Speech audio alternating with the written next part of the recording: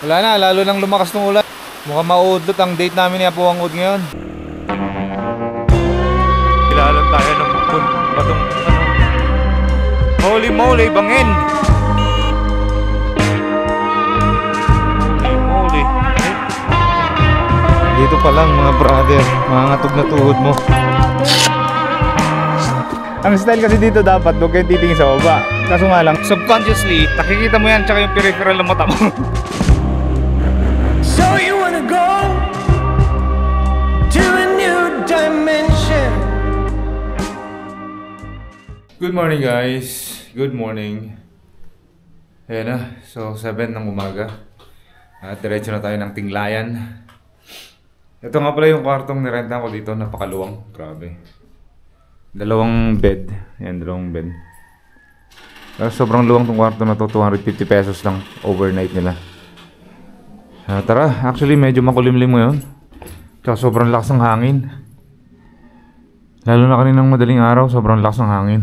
Ang ganun kasing setup, pag medyo malakas ang hangin, nakakatakot pa rin sa bundok. Aside sa umuulan, na maaaring mag-landslide. Ito naman yung hangin, maaari rin mag-cause ng landslide dyan. Or mga bato mahuhulog sa taas. So ganun pa rin yung epekto niyan kapag sobrang lakas ng hangin at saka ulan. Paano pa ako nagsabay nun? Malakas ng hangin, umulan pa, di ba? Dinalo na talaga. So anyway, doble ingat na lang. Let's go. Humupa na yung malakas na hangin. Kaninang umaga kasi sobrang lakas niyan.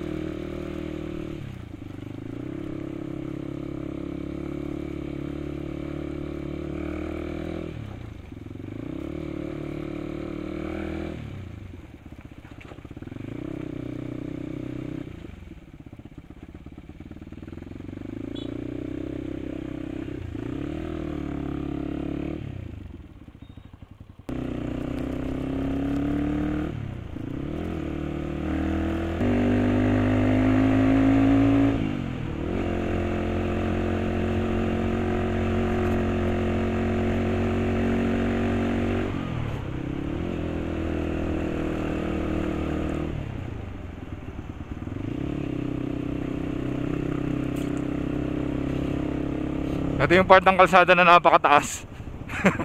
Grabe, titingin ka sa baba. Ang taas na itong part na to.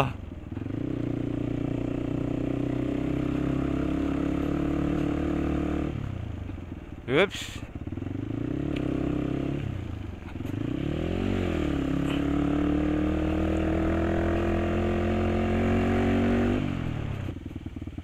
Ay, buti na lang mayroong nadadaanan ng tubig. Madulas yan. Majulaski. Hindi naman. Nakakatakute lang tignan pero hindi naman madulas. Hindi ko rin na-expect na ganito kalakas pala yung ulan kaninang madaling araw. Kasi simula dun sa balbalan ay ganito na yung kalsada, basang-basa. Tsaka marami nang naipon ng mga tubig sa kalsada. By the way, Pasil na pala to. Nasa Pasil na tayo.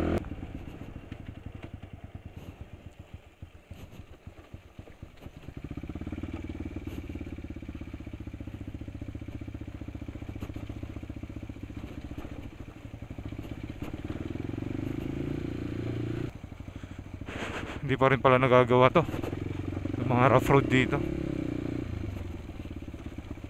Sinimento na ng bahagya oh. Kasi ito all the way yan pababa hanggang doon sa ilog, hanggang sa tulay rather. Ano to dati, rough road to mga brother. Sa mga nakaabot dito bago simentohin, alam nyo kung gaano katindi tong rough road na to. Ito, ang masaklap doon, si Dominar pa yung gamit ko doon. Hindi, takot na takot ako, di ba? Siyempre, iwas tumba tayo, mahirap na. Sa bigat ni Dominar 400, di ko maibabangon yung ng 4 na beses. Siguro hanggang 3 kaya ko pa, pero pang 4 wala na yan. Ubos na lakas ko nun. Grabe yung kulimlim na yan to, walang patawad. Ayun pala falls mga brother, oh. Hindi ko lang alam kung anong pangalan ng falls na to, pero nakita ko na to dati eh. Paliparan nga natin.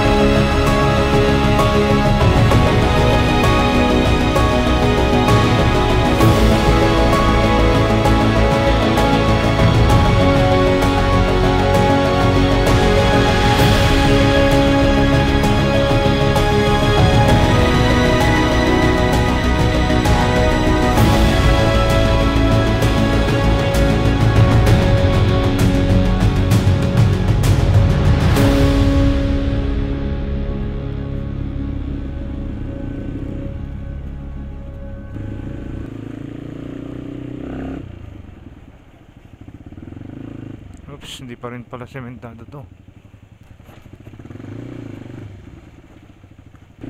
Uy, meron din silang curtain falls dito, hindi lang sa Abra. Ito yung napaka-epic, diba? Nasa ilalim tayo ng batong ano. Nasa ilalim tayo ng mga bato.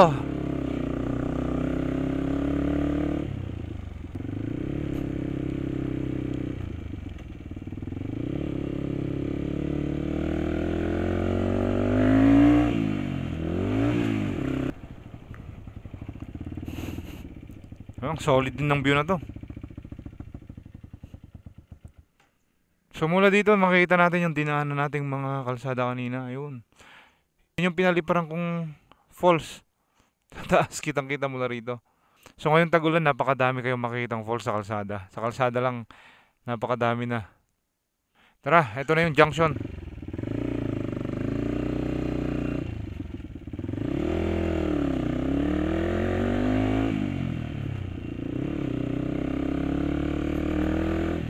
Yan, sa pakaliwa dito, papunta to ng Tabuk City. Dito tayo puntang Tinglayan. Baka sa ibang lugar aso ka matatakot eh, pag may nakaharang sa kalsada. Dito naman baka ka matatakot. Wow, wow, we.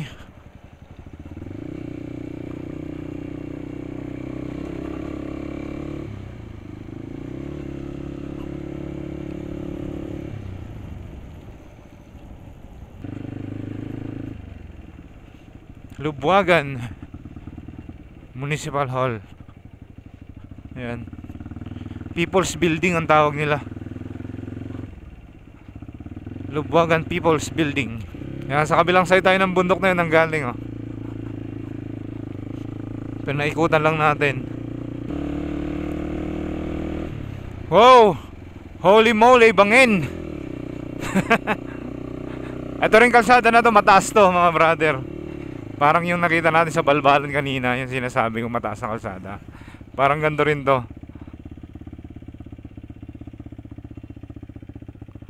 Ayan o, tanong mo yung ilog sa baba. Majulas-julaski.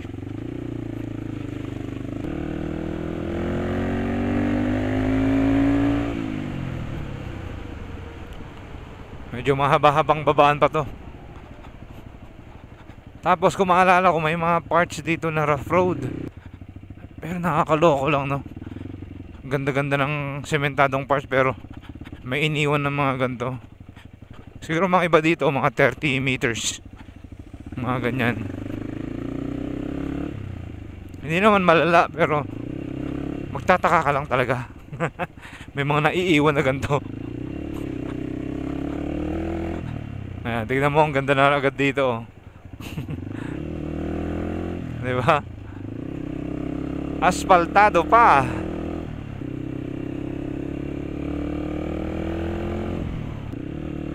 Tulad nito, ang iksi lang, oh.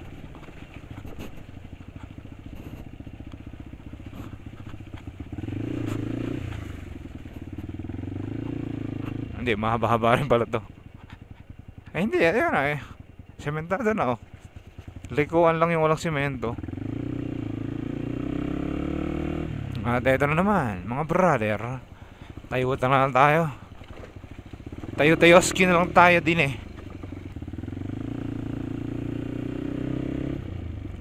Laking pansitiri yan, ha.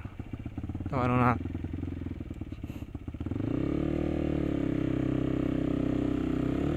Tanungan natin kung may kape sila. Tao po. Nungad na kape, oh? May kape po kayo? Oh. Black coffee yan, mga brother. Solid to. Hanggang bukas gising tayo nito.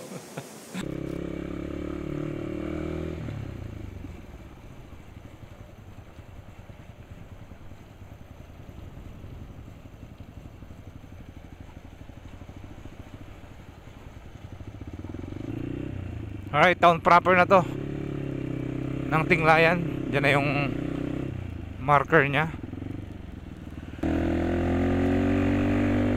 So far hindi pa naman umuulan, mga brother. Sana nga hindi tuloy ito. Pero sobrang kulimlim all the way yan, from Balbalan hanggang dito sa Tinglayan. Grabe yung mga humps dito. Maliliit siya na matutulis. Matatangkad. Nakakaloko. Grabe, taas nun, ah. Sabit yung ilalim ng scooter dun. Alright, paakyat na ulit tayo.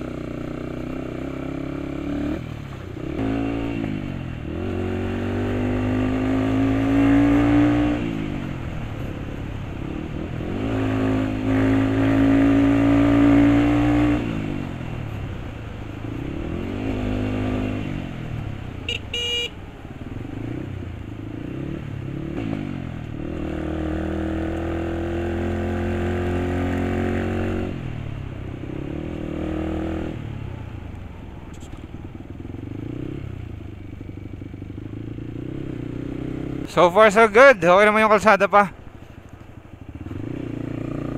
Parang hindi masyadong umulan dito, ah. Sobrang kulimlim lang talaga, pero hindi naman umuulan.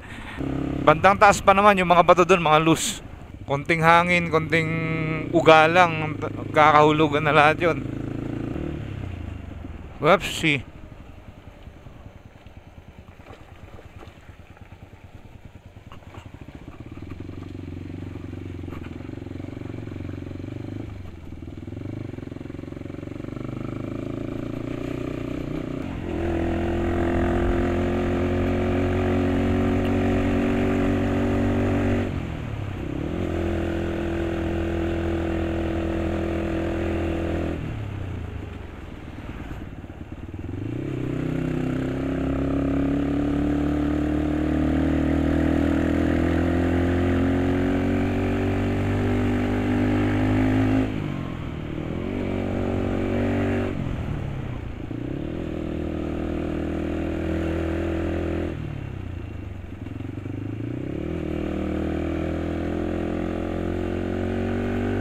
I think nililinisan nila yung kalsada, yan, oh.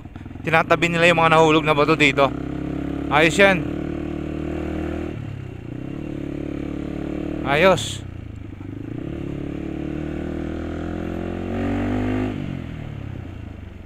May mga nagwawalis-walis sa kalsada eh.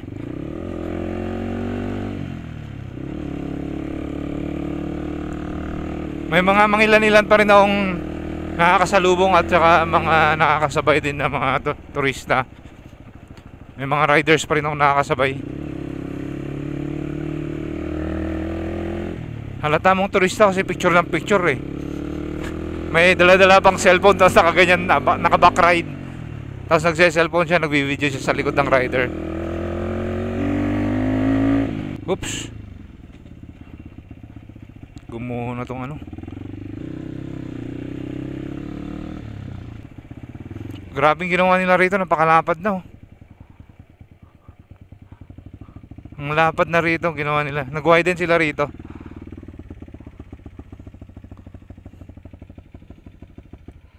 Nakakailang nakakailang. Tingnan tayo sa baba. Oh my God! Ang lalim niyan. Oh. Holy moly!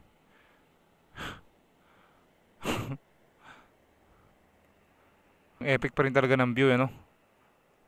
Kahit nakakatakot minsan, epic yung view na madadaanan. Katulad nito. Pag tinitignan mo kasing ganito, nakakatakot, pero pag tinignan mo yung kabuuan ng area, maganda yung view. Pero doon mo siya ma-appreciate. Huwag ka lang mag-focus kasi sa bangin. Pag nag-focus ka talaga sa bangin, wala na, naloko na. Malapit na tayo kay Wangud. Mga 100 likuan na lang yan. Mga 100 likuan at 2. Yan, kay Wangud na tayo. Let's go sa go! So again guys, gamit pa rin natin dito ang DJI Osmo Action 5 Pro. Ulitin ko lang, settings natin dito ay 1080p lang to. Tapos i-upscale ko na lang to ng 4K. Tapos 10-bit. Tapos naka-D-Log din ako. Ayan. 10-bit D-Log. Kahit standard lang na settings, maganda pa rin siya.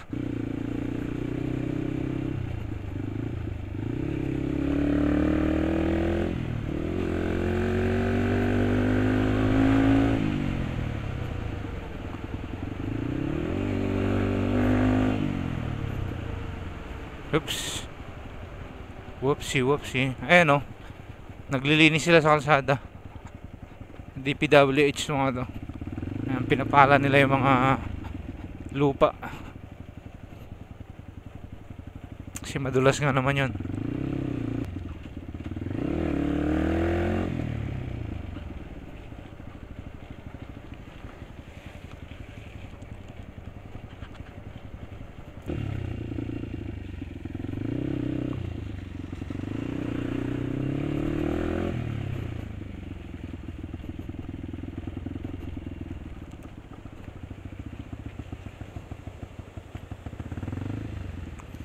Brown na brown yung tubig niya. Brown na brown, ibig sabihin nag-uulan dyan sa taas. Hindi magandang pangitain yan mga kapatid. Tara.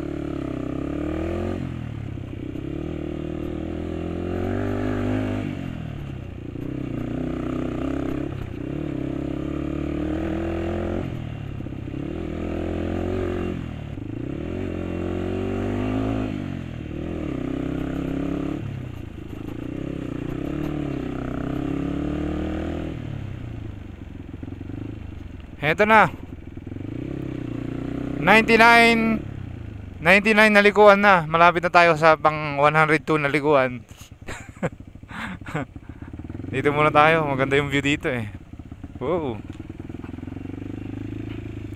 Eto na siya.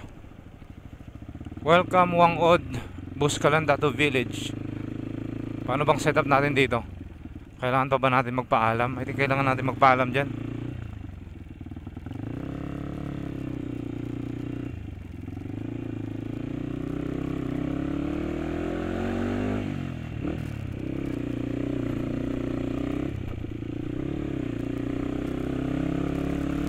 Walang yun, umambon na. Kung kailan tayo dumating, umambon na. Ano ba yan? Pumunta ako dito 2018 pa ata. Pero hindi ako tumuloy noon. Tapos ang gusto mo lang naman mangyari, magpa-picture kay Wang Od, di ba? Hindi ka naman din magpapatato kasi wala naman talaga akong balak magpatato nung time na yon.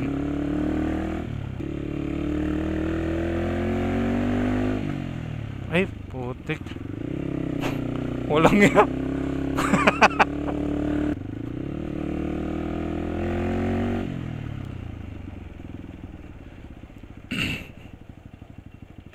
Oops.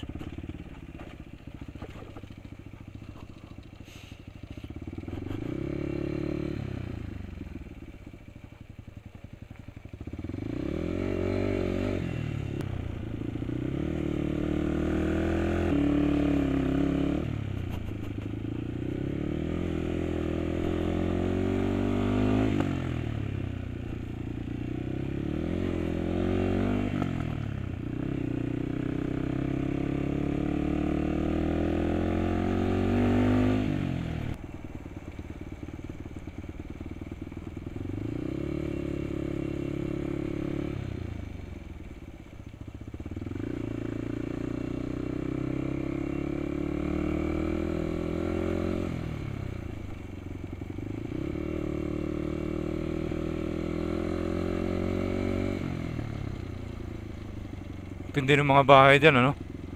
Literal, sa cliff. Sa cliff na siya.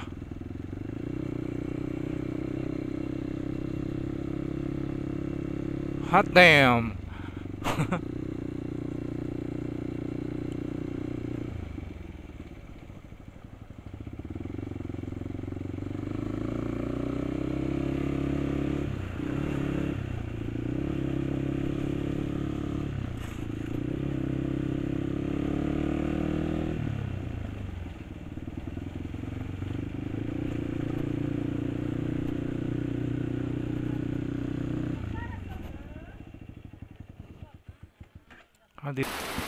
Yun, parang wala na naglalakad sa tulay eh. Nailang tuloy ako. Ayan ang village mga brother ng Boscalan, no? Grabe yung gumawa niyan, mga kanino-ninunoon nila, no? Wala na, lalo nang lumakas ng ulan. Mukhang mauudlot ang date namin ni Apo Wang Od ngayon.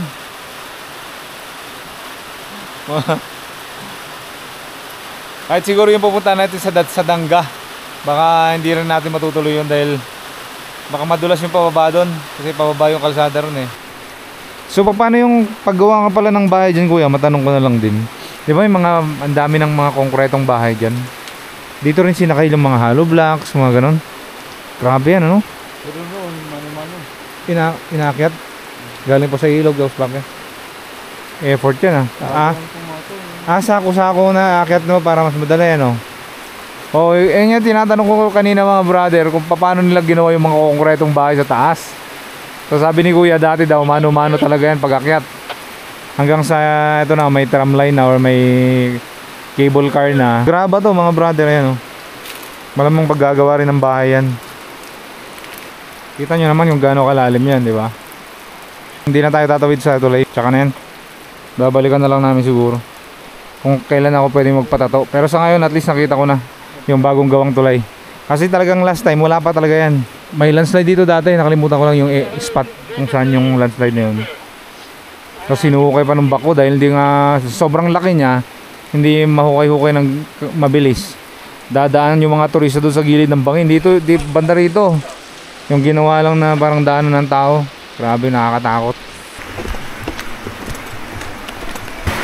Uy, daming sticker oh. Pati picture, pati ID picture may nagdikit na.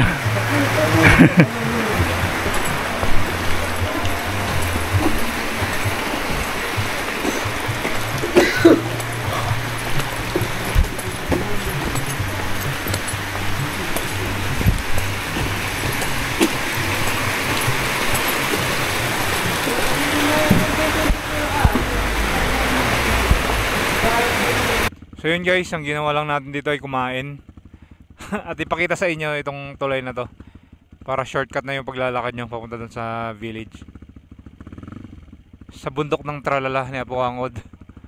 So ngayon naman pupunta tayo na sa Dangga. Hanapin natin yung isa rin napakataas na hanging bridge dun.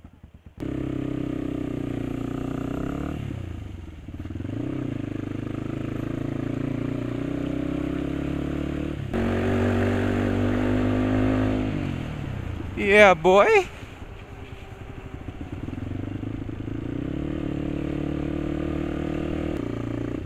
Nabenggan. Ayun, kita ko na mula rito. Diyos mio, garapon. Diyos mio, garapon ang pakataas nga. Ah, grabing sharp curve to ah. Whoops. Grabe to. Akyatan pa lang matindi na. Ay putik.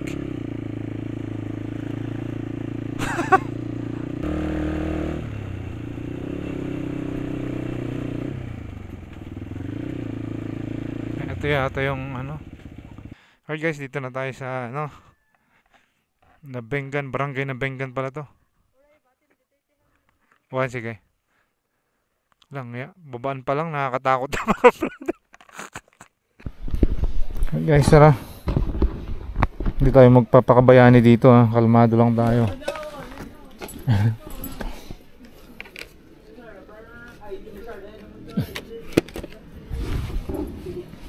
Sige tayo, wish me luck. Dito pa lang mga brother, mangangatog na tuhod mo.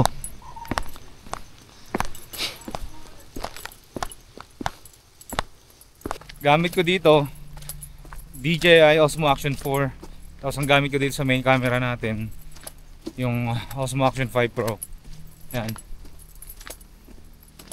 So same settings, 4K, 60 frames per second dito gamit natin. Tapos naka D-Log, 10-bit D-Log. Tatanaw ko na mga brother, malayo-layo pa rin pala. Ayun o, gano'n kaya kadulas yung bakal na ito ngayon?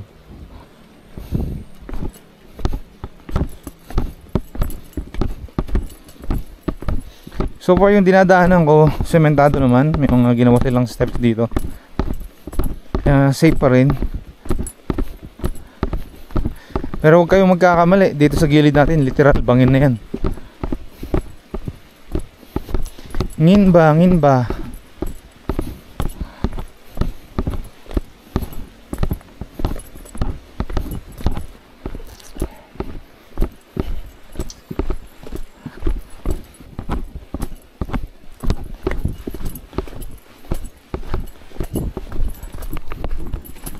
Naku po, madulas ba to?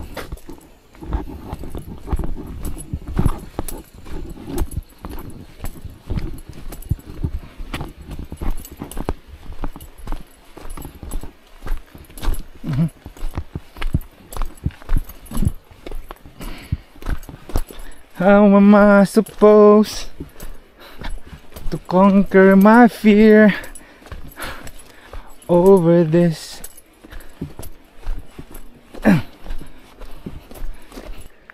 So ang pinakamalalim na bahagi na ito ay yung halos sa kabilang dulo na, kasi nandun yung pinakailog eh.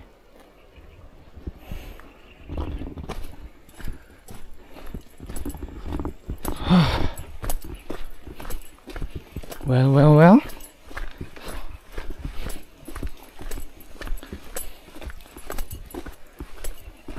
Sabi sa akin ni ate, yung nagbabantay doon, yung attendant, ay marami daw pumupunta dito pero bihira lang daw yung tumatawid dyan. Oo nga naman ano. I mean, bihira lang din talaga sa mga taga-baba yung makakayanan yung ganyang tumawid sa hanging bridge na ganyang kataas. Usually tumatawid dyan yung mga sanay na mga taga rito, mga ganon. Ang Nabenggan Hanging Bridge ay kilala rin sa tawag na Peace Bridge at ito ay may habang 320 meters at taas na 180 meters. Ito ay gawa sa metal steel cable at planks. Marami na daw sumubok tawirin ito ng mga turista pero karamihan ay hindi kinaya. Kakayanin ko kaya ito?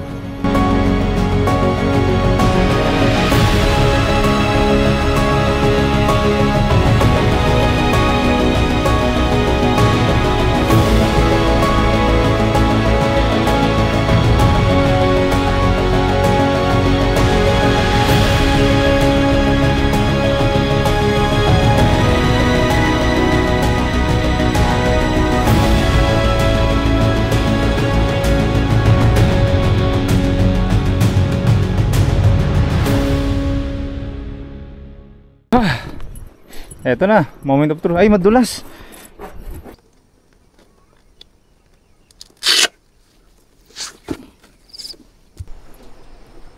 Ayun, mas makapit to.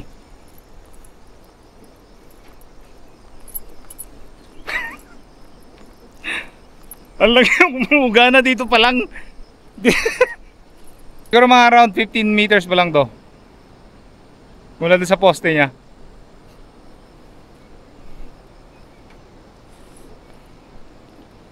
Woo! Grabe to mga brother, sobrang taas.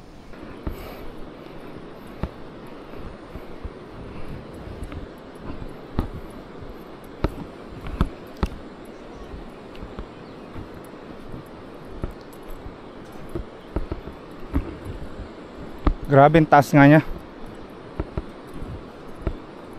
Ang taas nga niya ito. Grabe na to. Whew. Ang style kasi dito dapat huwag kayong titingin sa baba. Kaso nga lang, subconsciously nakikita mo yan tsaka yung peripheral ng mata mo. I think okay na ako rito. By the way guys, na Bengan hanging bridge dito sa Danga Mountain Province. Isa ito sa pinakamataas na hanging bridge na nakita ko so far. Hindi ko alam yung exact height na ito at saka yung length. Pero mahaba-haba to kasi parang 1/4. Parang 1/4 pa lang to napupuntahan ko. So ginawa bali itong tulay na to para sa mga farmers. Kung mapapansin nyo yung mga farm dun sa likod ko, dun sa kabilang side ng bundok, yan yung dahilan kung bakit ginawa tong hanging bridge. Maganda rin at nakita ko kung gaano kataas tong bridge na to. Okay guys, tara na. Wala. Mahirap to, mahirap. Tamang drone shot lang tayo dito. Diretso na tayo ng Bontoc.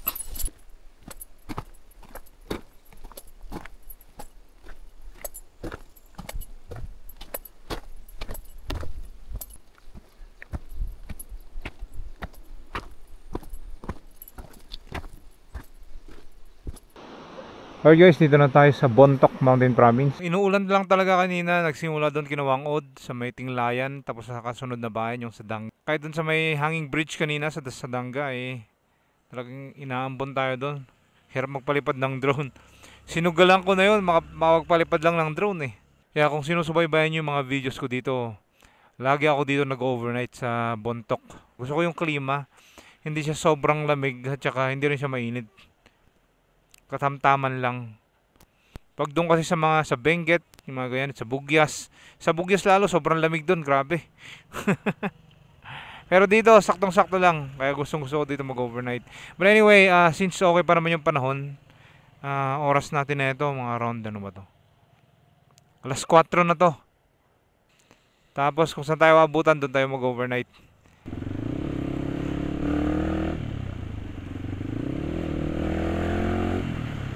Oh, lumalakas ang hangin dito. Hindi ulan to, hangin naman. Ayan, lumalakas na. Mukhang parating ng bagyo.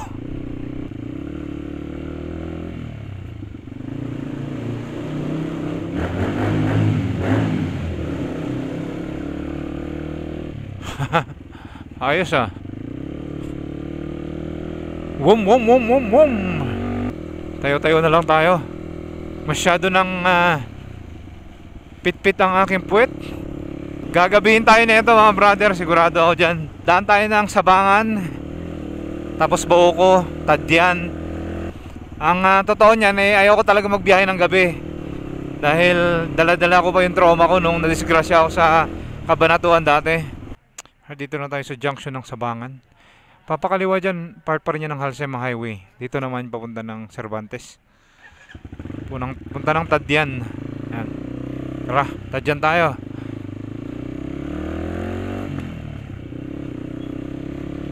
Nagnanam na yung kamay ko, sobrang lamig dito. Woo! Wah!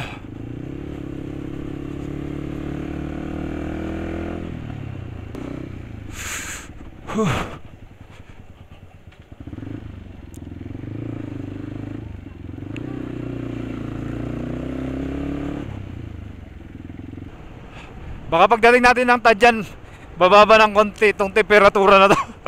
Ang lamig! Grabe! Ah.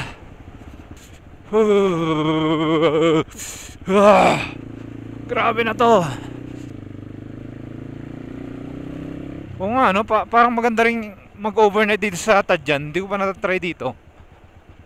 Mag-inquire lang tayo kung saan pwede mag-overnight dito. Parang maganda rin.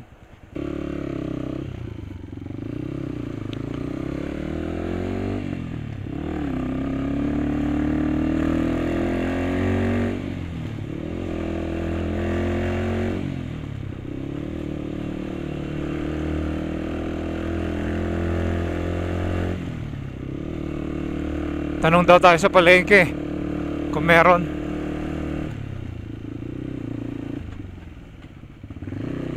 Lodge and Bistro, yun, meron nga. Dito na lang tayo sa Tadjan mag-overnight. Ang ganda ng location ko, pare. Ang ganda ng location. Hi guys, good morning. So ayan, finally nandito na ako sa Besang Pass. Medyo late na akong lumarga kanina sa Tadjan. Alas 8 na, pasado alas 8. At sobrang lamig, grabe. At walang tigil din ang pag-ulan simula gabi hanggang paggising ko sa umaga. So mula naman sa Tadjan hanggang Cervantes ay napakalapit lang naman yan. Ilang minuto lang naman yung takbuhan dyan. So dumiretso na agad ako dito sa Besang Pass. At dito rin napakalamig. Sa Tadjan kagabi sobrang lamig din doon. Di ko rin lubos maisip na ganun pala kalamig sa lugar na yan. Grabe. So ito na, basang-basa ako dito sa may Besang Pass ngayon.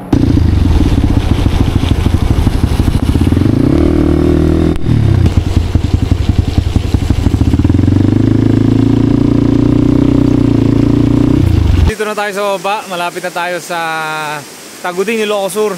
Pero may nakita akong falls dito, maganda. Paliparan ko lang ng drone. Pero dito ko natatapusin itong vlog na to, mga brother. Maraming salamat po sa inyong pagsama at panonood dito sa rides natin. Kung nagustuhan mo ang video na to, please like, share, and subscribe. Mike Solo Riding Adventure signing out.